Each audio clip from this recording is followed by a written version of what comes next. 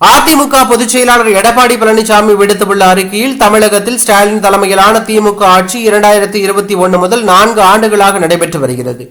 இந்த ஆட்சியை ஸ்டாலின் மாடல் ஆட்சி என்று ஆளும் கட்சியினர் புகழ்ந்தாலும் பொதுமக்கள் நிர்வாக திறமையற்ற ஆட்சி, நிதி பற்றாக்குறை, கடன் வாங்குவதில் முதலிடம், சட்டம் ஒழுங்கு சீர்கேடு, போதைப் பொருள் கேந்திரமாக மாறிய தமிழ்நாடு, தினசரி கொலைகள் ஆகியவற்றால் பெரிதும் பாதிக்கப்பட்டுள்ளதை கடுமையாக விமர்சித்து வருகிறார்கள். ஸ்டாலின் மாடல் ஆட்சியில் நிர்வாகத்தில் ஒருங்கிணைப்பு இல்லாததால் திட்டங்களை செயல்படுத்துவதில் தாமதம், உட்கட்டமைப்பு மேம்பாடு போன்றவை தாமதமாகின்றன. உதாரணமாக, விடியா திமுக ஆட்சி பொறுப்பேற்றவுடன் மழைநீர் வடிகால் பணிகள் 90% முடிவடைந்து விட்டன என்றும், எவ்வளவு மழை பெய்தாலும் சென்னையில் ஒரு சொட்டு நீர் கூட தேங்காமல் வடியும் என்று முதலமைச்சர், சுகாதாரத்துறை அமைச்சர், நகராட்சித்துறை அமைச்சர், இந்து சமய அறநிலையத்துறை அமைச்சர், சென்னை மாநகராட்சி மேயர் என்று ஒவ்வொருவரும் ஒவ்வொரு விதமாக பேட்டி கொடுத்தார்கள். ஆனால் 2021 மற்றும் 2022 ஆண்டில் பெய்த சிறு மழைக்கே சென்னை மக்கள் பாதிக்கப்பட்டதுதான் நிதர்சனமான உண்மை. உள்ளாட்சி தேர்தல்களில் வாக்குச்சாவடி முறைகேடுகள், மறு வாக்குப்பதிவு அதிகாரிகள் மிரட்டப்படுவதில் போன்றவை அனைத்து ஊடகங்களிலும் வெளிவந்தன. தமிழகத்தின் நிதி நிலைமை மிகவும் கவலைக்குரியதாக உள்ளது. மாநில அரசின் கடன் சுமை அதிகரித்துள்ளது. கடன் வாங்குவதில் முதன்மை மாநிலமாக திகழ்கிறது.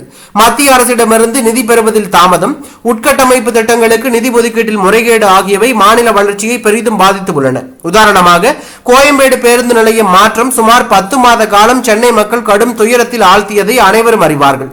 சென்னை மட்டுமல்ல, வெளியூர்களில் இருந்து சென்னைக்கு வரும் மக்களும் கடுமையாக பாதிக்கப்பட்டார்கள். மெட்ரோ திட்டங்கள் போன்றவை நிதி நெருக்கடியால் தடைபட்டன. அனைவருக்கும் மகளிர் உரிமை தொகை என்று வாய்ஜாலம் பேசிய ஸ்டாலின் அதில் 50% கூட கொடுக்க முடியாதபடி பல நிபந்தனைகளை விதித்தார். அனைத்து இந்திய அண்ணா திராவிட முன்னேற்ற கழகம் பிரதான எதிர்க்கட்சி என்ற முறையில் தமிழகத்தில் சட்டம் ஒழுங்கு சீர்கேடு குறித்து கடுமையாக விமர்சித்து வருகிறது. தொடர் கொலைகள், ஜாதி மோதல்கள், பாலியல் வன்கொடுமைகள், தனியாக வசிக்கும் முதியோர்கள் குறிவைத்து தாக்கப்படுதல், கொலை செய்யப்படுதல் போன்ற சட்டவிரோத சம்பவங்கள் அதிகரித்து உள்ளன.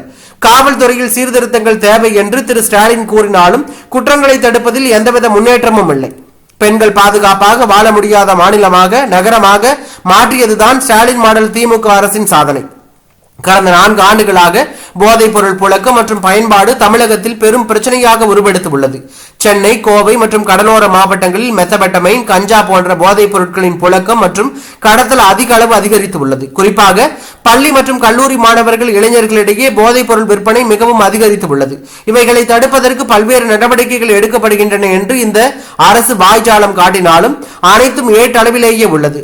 கொலைகள் மற்றும் வன்முறைகள் தமிழகத்தில் அதிகரித்த வண்ணம் உள்ளன. குறிப்பாக நான் சட்டம் ஒழுங்கு சீர்கேடு, கொலை, கொள்ளை, வழிப்பறி இவற்றை பற்றி சட்டமன்றத்திலும் அறிக்கைகள் வாயிலாகவும் பலமுறை எடுத்து கூறியும் இந்த அரசிடம் கடுமையான உறுதியான நடவடிக்கைகள் எதுவும் இல்லை. குறிப்பாக 13 ஆண்டுகளுக்கு பிறகு கள்ளச்சாராய மரணம் 2 முறை நிகழ்ந்தேறியதுதான் ஸ்டாலின் மாடல் அரசின் சாதனை. இந்த அரசின் மீது வைத்த குற்றச்சாட்டுகளை, குறிப்பாக அமைச்சர் ஒருவரே அளித்த பேட்டிக்கு இதுவரை எந்தவிதமான மறுப்பையும் திரு ஸ்டாலினால் அளிக்க முடியவில்லை. நான் பல்வேறு சந்தர்ப்பங்களில் ஸ்டாலின் மாடல் அரசின் தவறுகளையும் குறைபாடுகளையும் சுட்டிக்காட்டியும் அந்த தவறுகளை திருத்திக் கொள்ளக்கூடிய மனப்பக்குவம் இல்லாத நிலையில்தான் இந்த அரசு செயல்பட்டு வருகிறது.